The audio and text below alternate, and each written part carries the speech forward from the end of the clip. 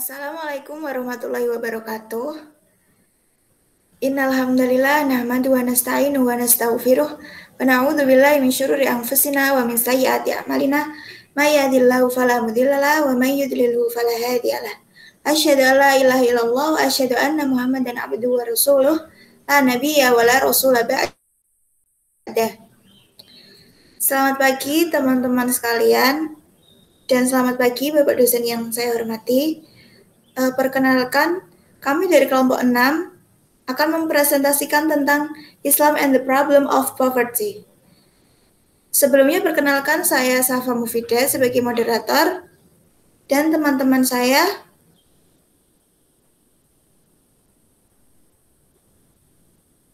silakan.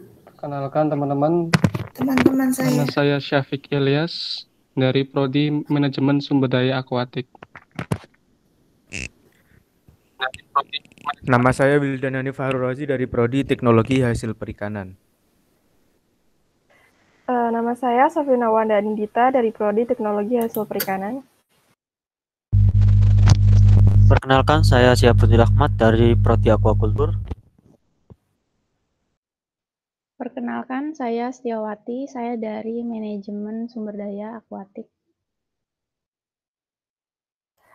Perkenalkan, nama saya Revina Satmakinanti Nagari dari Prodi Manajemen Sumber Daya Akuatik.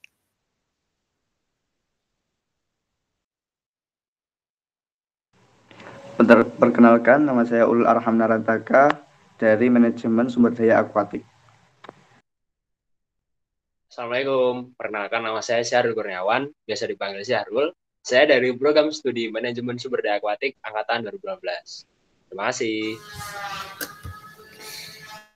Baik, terima kasih kepada teman-teman. Jadi, untuk kali ini kami akan mempresentasikan 5 hal, yaitu kemiskinan tinjau dalam segi bahasa, hakikat kemiskinan menurut Al-Quran, kemiskinan, faktor penyebab kemiskinan, dan yang terakhir solusi pengentasan kemiskinan. Langsung saja saya silakan kepada presentator pertama.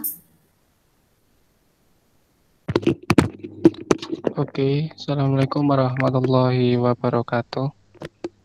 Apakah suara saya masuk? Baik, terdengar.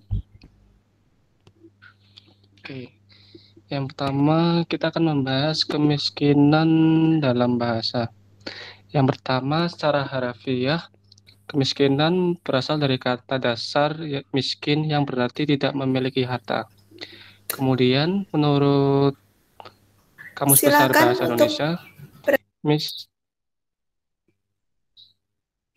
miskin memiliki arti di mana suatu penduduk atau sebagian penduduk hanya dapat memenuhi makanan, pakaian, dan perumahan yang sangat diperlukan untuk mempertahankan tingkat kehidupan yang minimum. Nah, sinonim dari kata miskin ini yaitu fakir. Tapi sebenarnya miskin dan fakir itu memiliki arti yang berbeda. Di mana fakir berarti orang yang sangat kekurangan atau orang yang terlalu miskin, sedangkan miskin memiliki arti orang yang tidak memiliki harta benda, serba kekurangan, dan tidak memiliki pekerjaan. Nah, kemudian ada pendapat lain dari Yusuf Qaradawi, sebenarnya fakir dan miskin itu seperti halnya Islam dan iman. Jadi kalau dua kata itu dirangkai dalam satu kata, sebenarnya memiliki arti yang setara, sedangkan jika dua kata itu dipisah, memiliki arti tersendiri. Kemudian selanjutnya ada kemiskinan dalam kamus Lisanul Al-Arabi yang berarti miskin di sini lebih baik dibanding fakir. Nah, fakir di sini fakir berarti tidak memiliki apapun, sedangkan miskin masih memiliki sebagian harta. Kemudian dalam bahasa Arab, miskin berasal dari kata sakana yang terdiri atas 3 huruf sin, kaf, dan nun yang memiliki makna berdiam atau tenang sebagai lawan kata dari bergerak atau berguncang.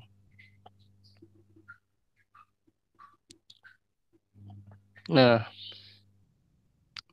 dengan demikian kemiskinan tidak lagi dipahami hanya sebatas ketidakmampuan ekonomi, tetapi juga kegagalan memenuhi hak-hak dasar dan perbedaan perlakuan bagi seseorang atau sekelompok orang dalam menjalani kehidupan secara bermartabat. Nah, juga menurut beberapa ahli, kemiskinan itu bersifat multidimensi. Artinya apa? Jadi kebutuhan manusia itu kan bermacam-macam. Jadi kemiskinan itu juga memiliki beberapa aspek. Nah, pada umumnya ada 2 aspek, yaitu aspek primer dan aspek sekunder. Nah, aspek primernya itu sendiri yaitu miskin atas aset, organisasi sosial politik, dan pengetahuan dan keterampilan. Sedangkan aspek sekundernya yaitu miskin akan jaringan sosial, sumber-sumber keuangan, dan informasi. Oke, next.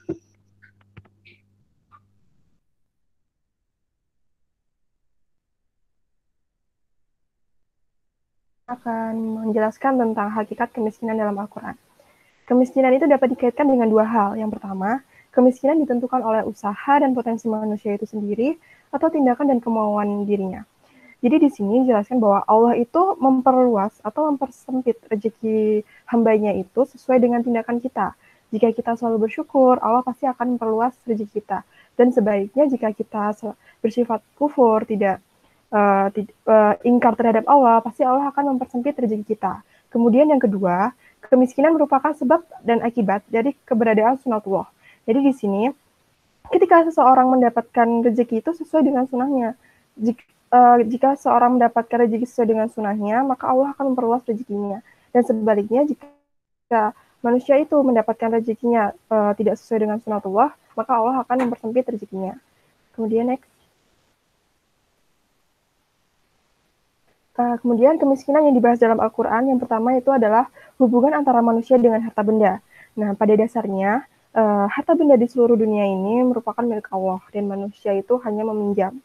Kecintaan manusia terhadap harta benda yang berlebihan akan membuat manusia itu kikir, tidak mau bersyukur, sombong, tidak mau sedekah, tidak mau beribadah, bahkan bisa saja mereka juga sampai lupa mati karena terlena oleh gemerlapnya harta. Nah, bagi orang yang soleh dan beriman, mereka pasti dapat mengendalikan harta benda tersebut. Nah, daripada orang yang kufur atau munafik yang lebih dikuasai dan diperbudak oleh harta benda. Nah, disinilah letak perbedaan pengaruh harta benda. Dan kedua yaitu pengertian fakir dan miskin. Nah, fakir dan miskin itu merupakan golongan yang sama-sama harus diberi zakat. Nah, sudah dijelaskan di awal tadi bahwa fakir itu golongan yang tidak memiliki kecukupan harta untuk memenuhi kebutuhan pokoknya seperti makan, tempat tinggal, maupun makan. Dan kemudian miskin itu diartikan bahwa kelompok tersebut memiliki harta benda, masih memiliki pekerjaan, penghasilan, namun mereka tidak bisa memenuhi kebutuhan primernya. Kemudian yang ketiga adalah kemiskinan antara tindakan manusia dan sunnah Allah. Nah, sudah dijelaskan di awal tadi bahwa Allah itu memberikan rezeki kepada hambanya itu sebagai reaksi tindakan hambanya. Jika kita sebagai hambanya itu selalu bersyukur dan mendapatkan harta itu, mendapatkan rezeki itu dengan cara yang halal, bekerja keras, pastinya Allah akan memperluas rezeki kita. Nah, rezeki itu tidak selalu dengan harta, namun juga kebahagiaan, ketentraman, orang-orang sekitar kita yang baik, itu merupakan rezeki bagi kita. Nah, dan sebaliknya jika kita mendapatkan rezeki itu dengan cara yang haram, seperti korupsi, judi, ataupun yang lainnya, dan kita tidak pernah bersyukur kepada Allah, kita selalu ingkar kepada Allah, pastinya Allah akan mempersempit rezeki kita, memberi teman yang buruk, memberikan masalah yang bertubi-tubi dalam hidup kita, dan memberikan penyakit yang terus-menerus. Itu juga merupakan kesempitan rezeki yang sempit untuk kita. Oke, selanjutnya.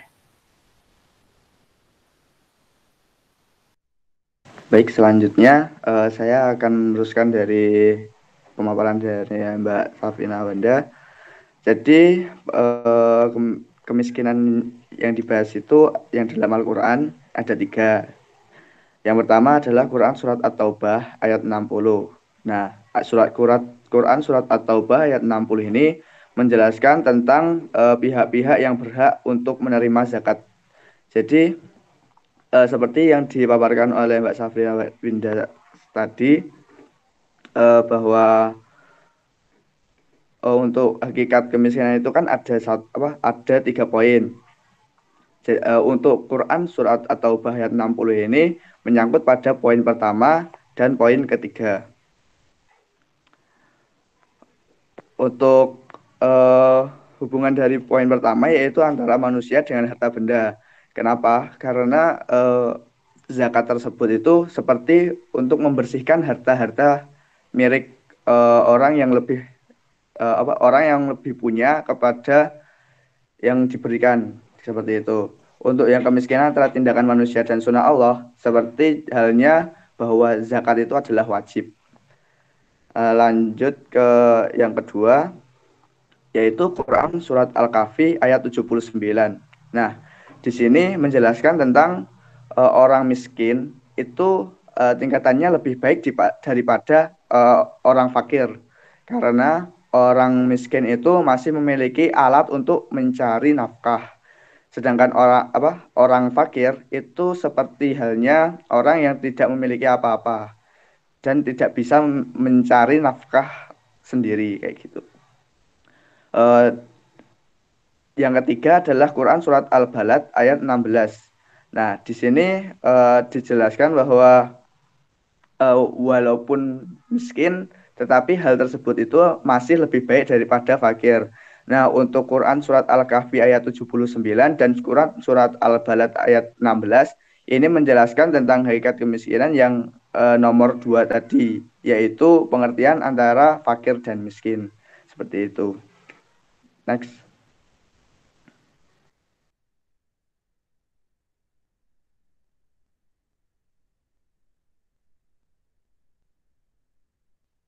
Oke, selanjutnya saya Setiawati akan menjelaskan tentang indikator kemiskinan. Yang saya ambil yaitu 9 komponen kesejahteraan. Poin pertama yaitu kesehatan. Kenapa poin kesehatan merupakan salah satu indikator dari kemiskinan? Karena untuk mencapai dan memenuhi pola hidup yang sehat atau semisal kita jatuh sakit, itu kan berobatnya membutuhkan biaya yang lumayan tinggi dan mengeluarkan dana. Nah, oleh karena itu, kesehatan menjadi poin pertama dalam indikator kemiskinan ini. Selain menjadi indikator kemiskinan untuk perorangan, poin kesehatan ini menjadi indikator kemiskinan juga dalam suatu negara. Jika dalam suatu negara taraf jaminan kesehatannya itu rendah, maka negara tersebut bisa digolongkan dalam kategori negara miskin. Lalu yang kedua, konsumsi makanan dan gizi. Untuk konsumsi makanan dan gizi itu sudah ada standarnya, yaitu dibagi menjadi 2 daerah, yaitu daerah pedesaan dan daerah perkotaan. Untuk daerah pedesaan, tingkat konsumsi makan beras yang kurang dari 240 kg per kapita per tahun itu bisa digolongkan dalam golongan miskin. Untuk daerah perkotaan sendiri, tingkat konsumsi beras yang kurang dari 360 kg per kapita per tahun itu bisa digolongkan termasuk golongan miskin. Lalu yang ketiga yaitu pendidikan. Mungkin hal ini sudah tidak tabu lagi karena dalam meraih pendidikan diperlukan adanya biaya yang notabene itu tidak sedikit. sehingga pendidikan bisa menjadi indikator dalam kemiskinan ini. Karena semakin tingginya pendidikan yang ditempuh, semakin tinggi juga biaya yang nantinya akan dikeluarkan. Lalu untuk yang poin keempat, yaitu kesempatan kerja. Semakin kecilnya kesempatan kerja yang ada di lingkungan kita, semakin tinggi juga taraf kemiskinan yang akan ada di lingkungan tersebut. Untuk poin kelima dan keenam, yaitu sandang dan perumahan. Mengapa dua poin ini masuk ke dalam indikator kemiskinan? Karena jika dilihat sendiri dari definisi sederhana dari kemiskinan, yaitu keadaan saat ketidakmampuan untuk memenuhi kebutuhan dasar. Sehingga maka jelas bahwa dua poin ini termasuk dalam indikator kemiskinan. Lalu untuk yang jaminan sosial sendiri, itu bisa dikaitkan juga dengan jaminan kesehatan yang bisa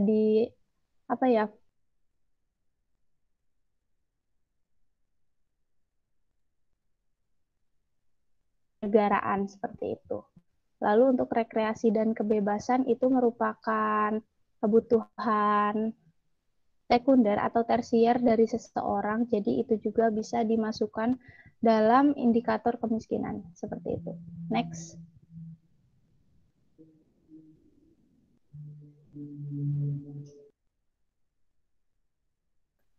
Oke, selamat pagi teman-teman. Selamat pagi Pak Samsul. Saya Wildan Hanif. Di sini saya akan menjelaskan tentang faktor-faktor penyebab kemiskinan. Nah, berbicara tentang kemiskinan di Indonesia bahkan di dunia, kemiskinan merupakan siklus panjang yang masih membutuhkan pemecahan yang kompleks dan mendetail sehingga dalam hal ini perlu adanya identifikasi akar atau faktor penyebab kemiskinan itu sendiri. Sehingga harapannya akan teridentifikasi solusi atau pemecahan masalah untuk mengentaskan kemiskinan. Nah, menurut Harjono, faktor-faktor penyebab kemiskinan itu ada 4.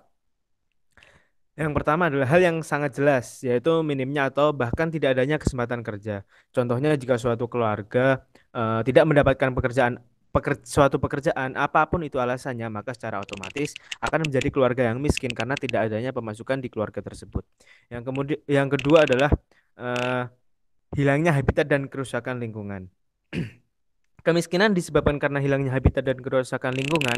Misalnya jika seorang petani harus menjual tanahnya untuk pembangunan, misal untuk jalan tol, untuk pembangunan bandara dan lain-lain. Serta tidak adanya perlindungan atau jaminan yang memadai bagi korban bencana alam, maka kemungkinan besar keluarga tersebut akan menjadi keluarga yang miskin. Kemudian yang ketiga adalah adanya hambatan dalam pengalokasian dana dan bantuan pemerintah. Tetapi pada kenyataannya banyak kasus penyelewengan dana tersebut sehingga dana yang seharusnya diterima oleh masyarakat yang membutuhkan menjadi tidak sampai kepada rakyat, dan juga masih banyak pelayanan sosial seperti kesehatan, pendidikan yang tidak dapat dijangkau di daerah pedalaman sehingga hal ini masih menempatkan kaum miskin berada pada garis kemiskinan.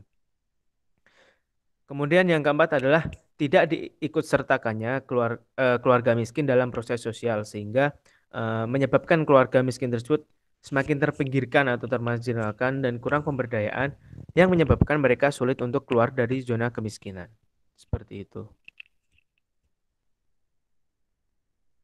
Baik, selain dari pendapat Harjono, di sini juga terdapat dari pendapat menurut Fitzpatrick pada tahun 2001.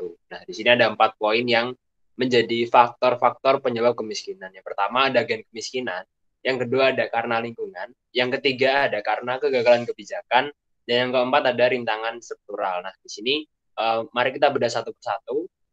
Yang pertama mengenai gen kemiskinan, di sini lebih menggarisbawahi kepada keturunan. Jadi keturunan di sini juga berdampak pada kemiskinan seseorang. Apabila dari orang tua, nenek atau kakek memiliki taraf kemiskinan, nah di sini bisa saja seseorang juga terdampak atas kemiskinan dari keturunannya. Jadi keturunan itu juga berdampak terhadap kemiskinan seseorang. Apabila ini bisa berubah, bisa tetap berdampak apabila keturunannya ini mau berubah atau tidak.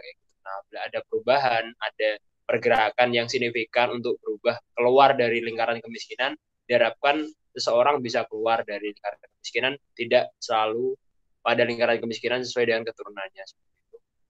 Nah, selanjutnya ada karena lingkungan. Nah, di sini ada juga dampak karena lingkungan. Di sini kita contohkan lingkungan yang mungkin biasanya dia di taraf atas atau taraf orang yang mampu atau berkecukupan. Nah, di sini kita contohkan orang-orang yang berfoya-foya mungkin karena lingkungannya cukup mendukung untuk ikut berfoya-foya atau menghambur-hamburkan uang. Nah, di sini bisa berdampak pada seorang itu setiap kegiatannya, setiap dia menghamburkan uang itu bisa berdampak saat nanti masa depannya kayak gitu. Nah, saat banyak uang yang terhambur-hamburkan dengan kehidupan yang mewah seperti itu, nah maka itu juga berpotensi orang tersebut nantinya juga bakal habis hartanya, bisa miskin, jatuh miskin seperti itu, bisa masuk ke lubang kemiskinan gitu. Apabila tidak bisa mengatur dari keuangannya itu sendiri atau dia boros seperti itu.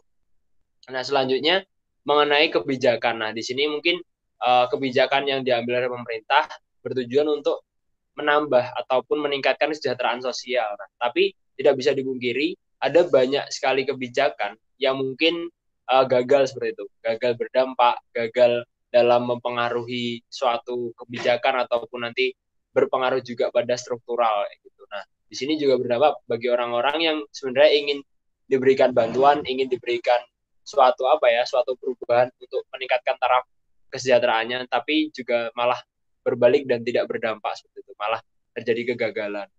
Selanjutnya yang terakhir yaitu rintangan struktural. Di sini mungkin rintangan-rintangan yang tidak sempat kita pikirkan, tidak sempat kita planning sebelumnya. Nah, di sini terjadi begitu pas kita jalan kayak gitu. Jadi pas kita berjalan dalam kita mengusahakan suatu pekerjaan, contohnya di tengah jalan mungkin terjadi kebangkrutan, terjadi banyak kompetitor-kompetitor yang lebih kuat dalam memiliki daya saing, atau mungkin nanti di sini banyak sekali rintangan yang menghambat rezeki kita. Nah, di sini mungkin bisa menyebabkan kemiskinan ini kita tidak kunjung bisa membaik, malah cenderung buruk seperti itu. Nah, mungkin itu penjelasan singkat dari saya, Syahrul Gunawan.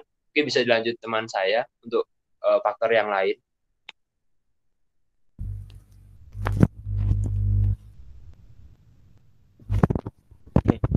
Next, perkenalkan saya Siap. Saya akan menerangkan tentang faktor-faktor penyebab kemiskinan menurut perspektif Islam. Yang pertama yaitu dalam Islam kemiskinan timbul karena kejahatan manusia terhadap alam. Hal ini dapat ditentukan seperti manusia yang mendapat yang tempat kerjanya di alam, kemudian dia merusak tempat kerjanya sendiri atau alam, dapat mengakibatkan akibat yang buruk pada dirinya sendiri, seperti misal petani kemudian dia merusak lahannya sendiri atau melakukan babar liar kepada hewan-hewan yang menjaga ekosistem, maka akan menyebar akibat buruk pada dirinya sendiri. Yang kedua yaitu ketidakpedulian dan kebagilan kelompok kaya. Kemiskinan di sini disebabkan oleh ketidakpedulian kelompok kaya, yang mana kelompok kaya tersebut mempunyai kewajiban untuk mesejahterakan rakyat miskin melewati zakat, yang mana zakat-zakat tersebut seharusnya itu sampai kepada tangan-tangan orang yang membutuhkan, tetapi karena keengganan dan kepedulian kelompok kaya tersebut, maka menyebabkan kesejahteraan tidak lekas tercapai. Selanjutnya yaitu manusia bersikap zalim, eksploitatif, dan menindas kepada manusia lain. Hal ini tidak dapat dipungkiri lagi karena memang sifat dasar dari manusia tersebut atau manusia sendiri. Namun sikap ini dapat dicegah dengan lebih mendekatkan diri kepada Tuhan dan mengingat saudara-saudara kita yang membutuhkan. Ya, kita tidak dapat berlaku semena-mena, zalim atau eksploitatif yang berlebihan dan menindas kepada manusia yang lain. Untuk yang selanjutnya yaitu kemiskinan timbul karena konsentrasi kekuatan politik birokrasi yang berada di satu tangan. Hal ini dapat tercontohkan pada zaman Fir'aun. Pada zaman Fir'aun, kepemerintahan, kekuatan politik dan birokrasi terpusat pada Fir'aun saja, sehingga pada zaman itu, zaman Nabi Musa, banyak rakyat yang tidak mendapat kesejahteraan. Seperti itu. Yang terakhir yaitu gejolak eksternal. Hal ini disebabkan oleh bencana alam ataupun peperangan. Contoh dari gejolak eksternal peperangan, yaitu pada saat kaum Sabak mendapatkan kemiskinan yang sangat dikarenakan pada saat itu sering terjadi bencana alam, dan untuk yang peperangan sering terjadi hingga mengakibatkan masyarakat yang berada dalam suatu negara tersebut meninggalkan negaranya dikarenakan peperangan, hingga menimbulkan kemiskinan di satu negara yang terdampak. Ya, seperti itu.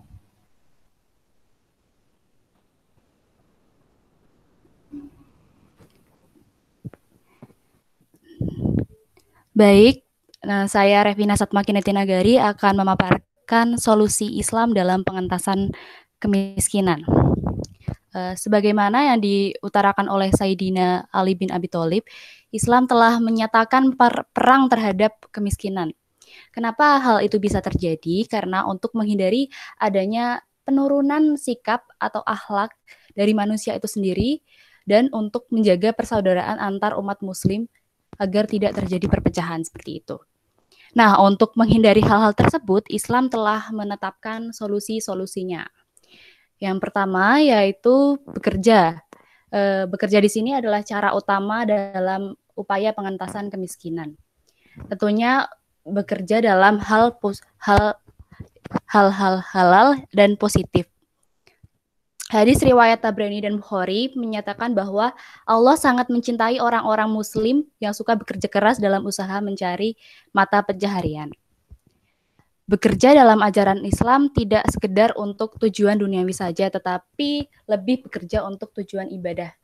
Sesuatu hal yang ditujukan untuk kegiatan ibadah, maka hasilnya akan lebih maksimal. Dan pekerjaan yang kita lakukan akan lebih terasa ringan dan mudah dilakukan seperti itu. Next. Nah, solusi yang kedua yaitu jaminan hidup dari kerabat yang mampu atau membantu keluarga yang lemah. Sebagai seorang muslim yang baik, sudah seharusnya kita untuk saling membantu antar sesama muslim. Apalagi dalam lingkup keluarga atau kekerabatan, di mana keluarga yang mampu membantu keluarga yang tidak mampu. Hasil itulah yang nanti bisa digunakan untuk upaya pengentasan kemiskinan, begitu. Next. Yang ketiga adalah zakat. Seperti yang kita tahu bahwa di balik harta orang kaya itu terdapat hak-hak dari orang fakir dan miskin. Untuk itu orang kaya diwajibkan untuk membagi atau menyisihkan uangnya untuk berzakat. Nah, tujuan zakat sendiri yaitu untuk memenuhi kebutuhan hidup bagi orang fakir dan miskin. Sebagai contoh nih, pada masa kepemimpinan Khalifah Abu Bakar, selain pada saat itu memerangi orang-orang yang murtad dan nabi palsu, pada zamannya beliau juga memerangi orang-orang yang tidak mau atau enggan membayar zakat. Nah, karena dianggap sebagai hal yang dapat melestarikan kemiskinan seperti itu. Next.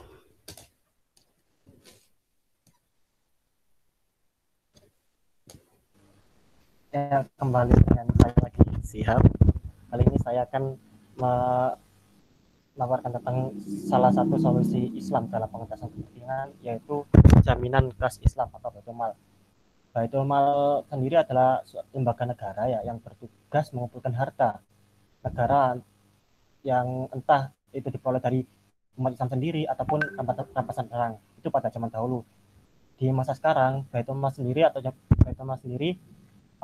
dapat ditemukan dengan nama Baitul Mal wa Tanwil. Itu merupakan sebuah lembaga keuangan yang berbadan hukum yang berasaskan kesejahteraan, yang mana tugasnya yaitu sebagai penyalur harta-harta atau zakat dari orang yang mampu yang nantinya akan disampaikan kepada orang yang membutuhkan, sehingga kesejahteraan masyarakat terutama Islam dapat terpenuhi. Terima kasih.